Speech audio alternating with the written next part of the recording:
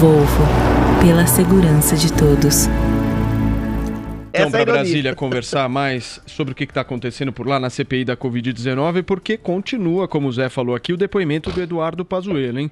A oitiva foi suspensa ontem após o início das votações no plenário do Senado Federal. Como ainda havia 23 senadores inscritos para falar na comissão, a continuidade dos trabalhos ficou para esta quinta-feira. Segundo o senador Otto Alencar, que é médico, Pazuello chegou a sentir um mal-estar, foi atendido pelo próprio parlamentar e rapidamente se recuperou.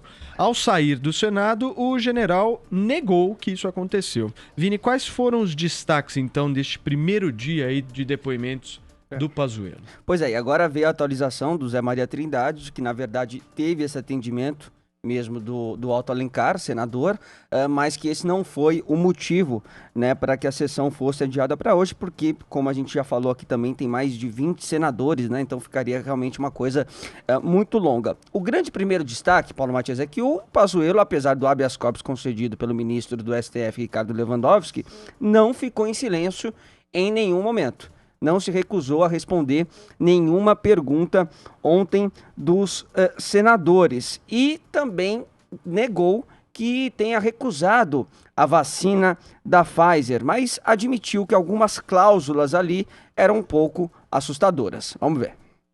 Estamos falando de pagamento adiantado, estamos falando de assinatura do presidente da República em contrato, coisa que não existe na nossa legislação. E estávamos falando de não existirem multas quanto ao atraso de entrega. Mas a primeira vez que eu ouvi isso, eu achei muito estranho. Lembrando que no depoimento do Carlos Murilo, que era executivo da Pfizer aqui no Brasil, na época das tratativas, ele disse que as cláusulas ali eram as mesmas impostas para outros países que também fixaram esse acordo com o laboratório. Mas o Pazuello disse que se empenhou sim para resolver essas questões, esses entraves, e aí o Renan Calheiros começou a insistir, o relator da CPI começou a insistir para que ele falasse ali por que ele recusou 7 propostas, por que 7 propostas ficaram sem respostas. E aí o Pazuello afirmou que o Renan estava tentando conduzir a resposta dele. Vamos ver. Nós nunca fechamos a porta. Queremos comprar a Pfizer o tempo todo. O senhor me desculpe, eu acho que o senhor está conduzindo a conversa. Faça isso. Olha, se eu não só pergunta de senador. Ele fez uma pergunta. Ele falou uma coisa. Não, mas responda só a pergunta dele, por favor. Mas ele não fez uma pergunta. Ele disse, como o senhor não respondeu 7 vezes, quem foi responsável? Não, isso foi a primeira. N vezes. Isso porque Vossa Excelência não tomou o comando e o protagonismo dessa negociação com a Pfizer? Pela simples razão que eu sou o dirigente máximo, sou o decisor, eu não posso negociar com a empresa. Quem negocia com a empresa é o nível administrativo, não o ministro. Se o ministro jamais deve receber uma empresa, o senhor deveria saber disso. Eu estou dizendo ao senhor, o senhor não comandou. Aí entrou o Omar Aziz, né? Não faça isso. Massacre! Por favor. Que massacre! Tá fazendo uma pergunta.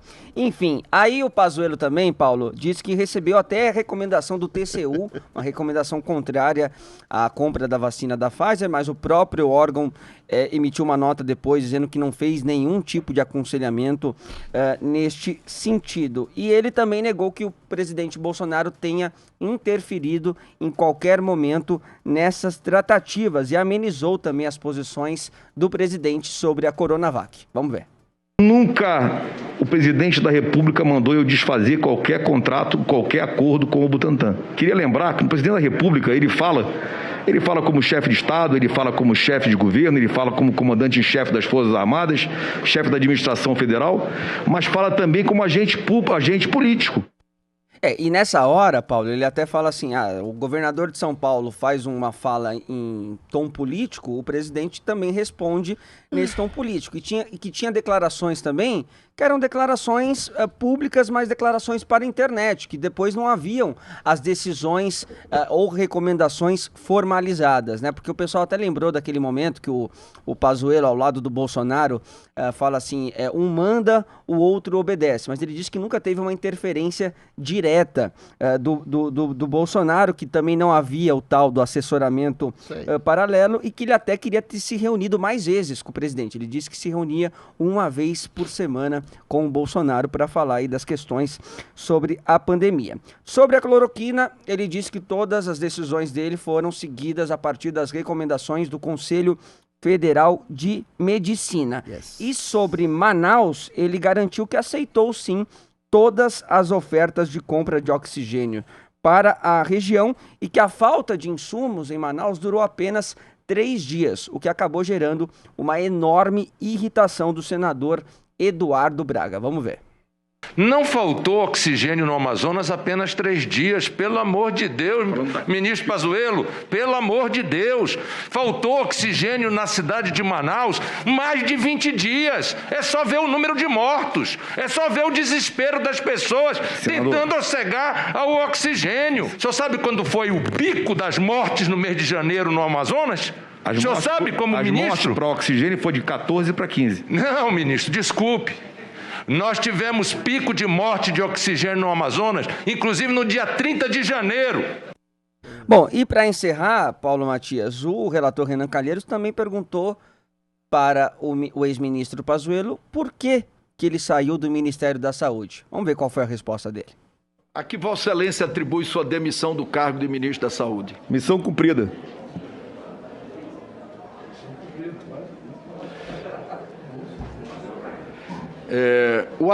Aí um silêncio pairou sobre a CPI Ponto da final. Covid-19. Podia encerrar a sessão. Será que aí, era né? essa missão, hein? cumprida. Bom, então tá Salvar encerrado. vidas. Era salvar ou levar o Brasil aos recordes mundiais? Salvar vidas. Então, era botar Paulo, o Brasil depois da o ministro da comissão... Saúde também é Peraí, genocida. Só um minutinho. Depois da comissão, o Renan acusou o Pazuello de mentir e de negar declarações públicas que ele e o presidente Jair Bolsonaro já fizeram e sugeriu até, Paulo, que tivesse a partir de hoje uma checagem simultânea de uma agência de checagens para pegar todas as mentiras ali Deve que o ser depoente contratada pela empresa do falando. Renan, né, Agora, pra eu vou dizer boiada uma dele. coisa para o senador Renan, né? Ele, enquanto senador e enquanto relator, tem que estar mais preparado também, né, para fazer as perguntas e para perceber ali quais são, então, essas mentiras e quais são as incoerências que estão sendo Mas ditas. ele pediu ajuda para os seguidores dele. Isso Então, já é um e avanço. também foi um circo, né? Pelo amor de Deus. Pergunta do internauta. Você mandou, Joel? Ele fez pergunta da internet. Fez várias. Fez várias, né? Uma delas foi se o Ministério da Saúde não seguir as recomendações da OMS, de quem seguia. É verdade, é verdade. E aí o Olha, Pazuello respondeu o Carlos que... Andreasa, a Vera Magalhães estão mandando perguntas pelo Twitter. É só dar uma lida e checar. E manda lá. O Pazuello respondeu que o Ministério da dando Saúde dicas. tinha suas próprias decisões. Perfeito. Deixa eu saber do nosso Zé Maria Trindade. Zé, o que você achou aí da postura do general Eduardo Pazuello? Minha percepção, hein, Zé, ele deu um banho no Fábio Weingarten no que se refere à firmeza, à contestações. E o Ernesto também. E o Ernesto, bem lembrado, Vini, porque o Ernesto e o Fábio Weingarten foram absolutamente frouxos na minha avaliação no depoimento. O Pazuello não, ele teve uma outra postura de enfrentamento mesmo, né? Olha, Paulo, ninguém chega a general da nona força, nona força do mundo, né, das Forças Armadas, entre as Forças Armadas do mundo. Ninguém chega a general à toa. Ele, nesse plenário da CPI, os senadores queriam vencê-lo pelo cansaço. Mas um general, ele deve ter, ou deveria ter, o controle total, né, das suas emoções e das suas estratégias. Aquilo ali é um jogo de estratégia. A investigação verdadeira pode ser iniciada na semana que vem. Haverá uma votação de quebra e abertura de sigilos bancário, fiscal, telefônicos, telemáticos, e esse tipo de investigação é muito importante. Esse aí de depoimento, ele é mais assim, para o público, mais espetaculoso, né? Mas a verdadeira investigação está aí. E o general Pazuello foi treinado por um grupo de advogados, pelo ministro Onyx Lorenzoni, que participou de todas as últimas CPIs e conhece as estratégias. Então, ele foi exatamente preparado para não ser vencido pelo cansaço.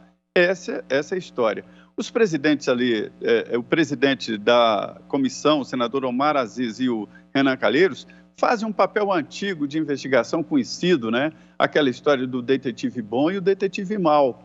Um chega agressivo, eu vou te bater e não sei o quê. Chega o outro e fala, rapaz, é melhor você falar, porque esse meu colega aí é muito agressivo. Eu estou tentando controlar e tal, vou te proteger. Então, assim, aquela história do detetive bom e do detetive mau, na tentativa de extrair mais coisas.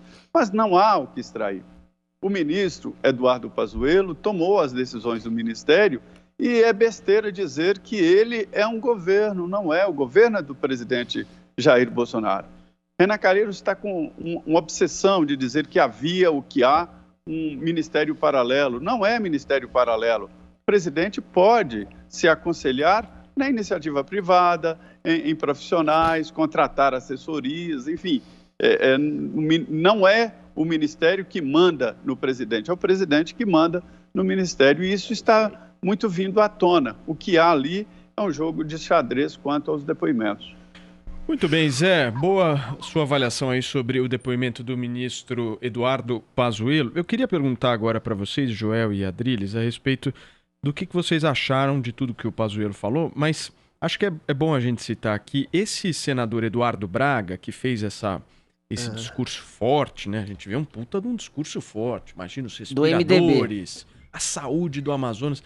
Quem é manauara sabe muito bem do que eu vou dizer agora. Eduardo Braga foi governador do estado do Amazonas de 2002 até 2010. 8 anos de 2 governo. mandatos. Isso aí. E tem uma penca, mas uma penca de investigações sobre corrupção. Os inquiridores da em CPI. qual área? Saúde. Saúde. Ou seja, vejam o que é a política brasileira. Quem merecia estar sendo investigado, investiga. Muito louco isso, né? Faroeste Joel, brasileira. seu comentário, querido. Não tem santo em nenhum dos lados, né? Veja só, o Ministério da Saúde também está sendo investigado agora por gastos de urgência durante a pandemia no Rio de Janeiro. Mas enfim, eu sempre distingo nessa CPI 2 aspectos. Um aspecto do circo político, o aspecto de senadores, políticos querendo fazer seus discursos, querendo aparecer nas redes sociais, querendo ficar populares ao se opor ao governo, e do outro lado, os membros do governo associados a ele tentando rebater e também se colocar com força. Nesse aspecto do circo político, que para mim é o aspecto que o Renan Calheiros faz mais parte, eu acho ele muito fraco como interrogador em todos os que vieram até agora, mas está ali sempre falando de forma grandiloquente, tentando botar contra a parede. Coloco aí também o senador do Amazonas, nessa fala dele também, que não visava investigar muito, mas só dar uma amostra de um sentimento, de uma indignação. Coloco nisso também a Cátia Abreu, que fez um discurso também exaltado outro dia, mas que não, do ponto de vista da investigação também não caminhava muito. Então ninguém presta. Calma, Adriles, calma. Desse ponto de vista do circo político, o Pazuello foi muito bem ontem, porque compare ele com Weingarten ou com Ernesto Araújo, que foram vacilantes, que ficavam mais acuados. Firmeza, o Pazuello, né, não. Joel? O Pazuello demonstrou firmeza. E mais coerente com a postura pública que ele tinha, Isso, né, com a imprensa, em declarações públicas também, porque o Ernesto e o Weingarten é aquela coisa, né? São os leões de internet, de artigos, mas ao vivo, quando chegou lá, se acuaram. Exato. Eu acho que o Zé Maria disse bem, reflete o background militar dele, de que no Exército você precisa ter essa postura que demonstra uma firmeza, que demonstra uma assertividade, que não se deixa acuar, não se deixa intimidar por quem está ali contra você te fazendo as interrogações. Agora, temos um outro lado da CPI também, que é o seguinte: esmiuçar em detalhes para chegar à verdade sobre a gestão da pandemia no Brasil pelo governo federal. Chegar a ver, houve omissões, houve negligência, houve má-fé. Essas condutas, alguma delas será ao nível de uma atitude criminosa. E para averiguar isso, é como um tribunal. A parte mais artística, mais grandiloquente do tribunal importa menos do que precisas. Chegar à objetividade dos fatos. E aí, quem vai bem é quem, falando a verdade, consegue mostrar que estava correto e agiu corretamente. Pelo que já foi visto aqui, o Pazuello, em diversas ocasiões, mantendo a postura assertiva dele, simplesmente mentiu, ou pelo menos contradisse frontalmente o que outros depoimentos estão falando. E lembrando, Joel, só um minuto, que pode haver também uma cariação. Exato, né, entre ele e o executivo da Pfizer, por exemplo, para ver quem que estava falando a verdade, né? Exato. Não duvido nada que aconteceu. Por exemplo, ele disse que o TCU foi contra o contrato da Pfizer. Isso. O TCU já veio a público dizendo que nunca aconteceu nada disso. Perfeito. Ele disse que o Bolsonaro jamais mandou nada para ele. Pelo contrário, a gente tem o Bolsonaro em público dizendo não vou comprar essa vacina e acaba com esse contrato de pré-venda, ao que o Pazuello publicamente depois também disse não, verdade, voltou atrás e não quis saber mais da vacina do Butantan até o período posterior. Inclusive, o Pazuello disse em live com o Bolsonaro que ele manda, eu obedeço. Essa era a postura dele exatamente. O Pazuello tentou construir, por exemplo, uma ficção. a ficção de que existe um Bolsonaro, o político, e o Bolsonaro das redes. Mas todo o governo Bolsonaro é a união de uma coisa só. A gente fica sabendo da realidade A do comunicação mundo político. do governo. A comunicação oficial do governo se dá por meio das redes. Portanto, o Pazuello e diversas outras mentiras, ou no mínimo contradições do próprio discurso passado do Pazuello quanto ao consórcio Covax, quanto à Pfizer, quanto a Manaus, tudo isso será objeto de mais investigações. O Pazuello se meteu aí e se comprometeu com afirmativas que não serão tão simples assim dele corroborar. Adriles, como é que você viu o depoimento de ontem? Muito se fala sobre a falta de preparo, despreparo, a questão inquisitorial, incisiva, opressora do Omar Aziz e do Renan Calheiros, né? Não é que exista exatamente uma falta de preparo dos dois, é porque não há substância real de confronto e de incitação ao crime nessa CPI. Toda essa CPI é uma orquestração política que visa eleitoral.